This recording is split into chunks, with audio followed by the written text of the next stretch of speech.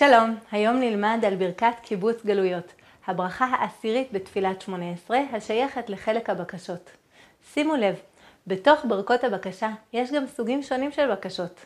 עד עכשיו ברכות הבקשה היו על צרכים שלנו כעם וכיחידים, ומקיבוץ גלויות והלאה הבקשות הן כלליות ולאומיות יותר, על גאולת עם ישראל. השלב הראשון של הגאולה הוא קיבוץ גלויות. ברכה זו באה אחרי ברכת השנים, בה אנו מבקשים על ברכה פיזית לשנה ולתבואה. מה הקשר ביניהם? ממש לפני הנס הגדול של קיבוץ הגלויות יהיה סימן, ואתם, הרי ישראל, ענפיכם תיתנו ופריכם תישאו לעמי ישראל, כי קרבו לבוא. העצים ייתנו פרי, שפע של פירות בארץ ישראל, ואחר כך קיבוץ גלויות, כי קרבו לבוא. לכן ברכת השנים, הברכה על השפע מהאדמה, מגיעה לפני ברכת קיבוץ גלויות. נקרא את הברכה וננסה להבין אותה יותר לעומק. תקע בשופר גדול לחירותנו, ושא נס לקבץ גלויותינו. וקבצנו יחד מארבע כנפות הארץ, ברוך אתה השם, מקבץ נדחי עמו ישראל.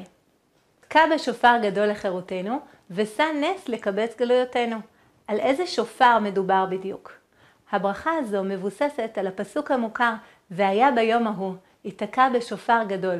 ובאו העובדים בארץ אשור והנידחים בארץ מצרים, והשתחוו להשם בהר הקודש בירושלים. האם זה שופר פיזי, ממשי? המדרש אומר, זהו שופר של האיל של יצחק. המדרש אומר שבקרן השמאלית של אילו של יצחק תקע הקדוש ברוך הוא בהר סיני, ובקרן הימנית הגדולה יותר יתקע בזמן הגאולה וקיבוץ הגלויות. והנה, אנחנו עדים בדורות האחרונים לתהליך מדהים של קיבוץ עם ישראל מהגלויות וחזרה ניסית לארצנו, דבר שאין לו אח ורע בכל ההיסטוריה של עמים אחרים. אך לא שמענו את כל השופר הפיזי.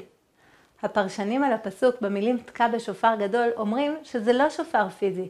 הם אומרים שעם ישראל יבוא ויתקבץ מארבע כנפות הארץ, כאילו שתקעו לנו בשופר גדול כדי לקרוא לנו. כידוע, כשרצו לכנס את העם בזמני מלחמה ובזמנים אחרים, היו תוקעים בשופרות וכולם היו מתקבצים, כמו להבדיל בעת שמיעת אזעקה. כאן אומרים הפרשנים, אנו כאילו נשמע קול של שופר שקורא לנו להתקבץ. אז מהו קול השופר הזה? אומר הרב קוק שהתקיעה בשופר היא למעשה ההתעוררות שלנו כעם שפתאום שואף ללאומיות ולשיבה לארץ. תקיעת השופר היא למעשה שמיעת קול חזק, המגיע ממעמקים ללא מילים, שקורא לנו למאוס בגלות, להתקבץ ולבוא לארץ. את הקול הזה בוודאי שמענו בדורות האחרונים. וההוכחה לכך היא שהגעתם של מיליוני יהודים בתוך 70 שנה חזרה לארץ ישראל לבנות כאן לאומיות חדשה. התחלת דגאולה. ונחזור למדרש, שאולי רוצה למסור לנו מסר. הקרן הימנית של אילו של יצחק, המבטאת את השופר של הגאולה, היא יותר גדולה מהקרן השמאלית שבו תקע השם במעמד הר סיני. המילים הבאות, קבצנו יחד מארבע כנפות הארץ. המילה יחד לכאורה מיותרת. אם כולנו מתקבצים, נגיע יחד לאותו מקום, לא? השאיפה בברכה הזו היא לא רק להתקבצות של העם לארץ, אלא גם לאיחוד שלנו. לאהבה, להבנה שכולנו יחד נשמה ישראלית אחת שמתקבצת לארץ בשביל אותה מטרה.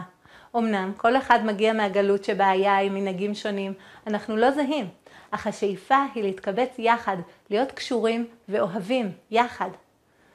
מארבע כנפות הארץ, מאיפה בדיוק מתקבצים? קודם ראינו בפסוק העובדים בארץ אשור והנידחים בארץ מצרים.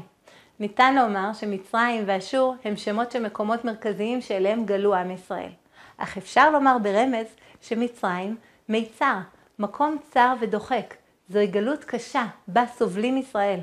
ואשור רמז לאושר, ואולי עושר, גלות שבה עם ישראל נמצא במצב חומרי טוב. מכל סוגי הגלויות הללו, השם יגאל אותנו גאולה פיזית קודם, לבוא לארץ, ולאחר מכן, והשתחוו להשם בהר הקודש בירושלים, גאולה רוחנית. יהי רצון שנמשיך לשמוע את כל השופר הפנימי, שקורא לנו להגיע לארץ ישראל, להיות עצמאיים, להיות מאוחדים, ושהגאולה השלמה תגיע במהרה בימינו, אמן.